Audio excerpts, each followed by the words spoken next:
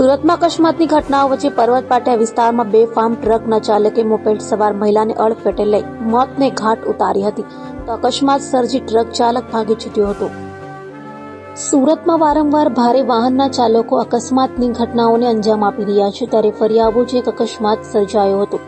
સુરતના પર્વત પાટિયા વિસ્તારમાં આવેલ રોકડિયા હનુમાન મંદિર પાસેથી મોપેડ લઈ પસાર થતી પર્વત પાટિયા ગાયત્રીનગર ખાતે રહેતી નેહાબેન ડાગાને ટ્રક ચાલકે ટક્કર મારી હતી, જેને લઈ મહિલા નેહાબેન પટકાતા ગંભીર ઇજાઓ થતા ઘટના સ્થળે જ મોત નીપજ્યું હતું તો અકસ્માત સર્જી ટ્રક ચાલક ભાગી છૂટ્યો હતો।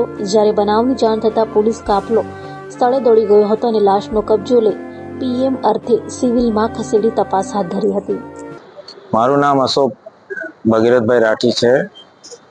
સર, આ કઈ જગ્યા પર ઘટના બની હતી અને શું ઘટના બની હતી? મારી પાસે મારા બનેવીનો ફોન આવ્યો કે સિવિલ હોસ્પિટલ પહોંચો કે નેહાનો એક્સિડન્ટ થઈ ગયો છે ને જાણકારી મળતા જ મેં માર્કેટથી સિવિલ હોસ્પિટલ આવ્યો ને અહીંયા આવીને જોયું તો કીધું કે રોકડિયા હનુમાનજી પાસે એક્સિડન્ટ થયું છે।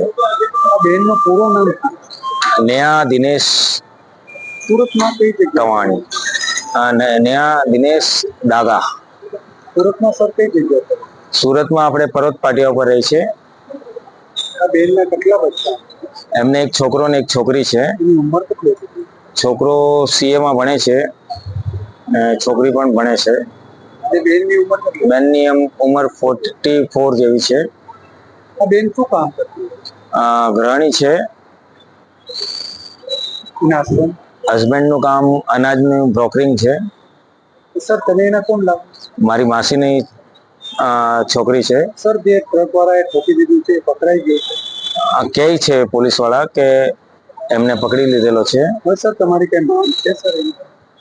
માંગ હવે શું, અમારી તો વસ્તુ ચાલી ગઈ છે। શું મેસેજ એવો આપશો બીજાને?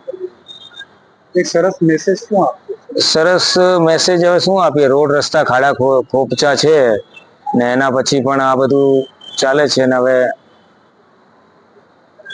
ને હેલ્મેટ પહેરવો ખૂબ જરૂરી છે।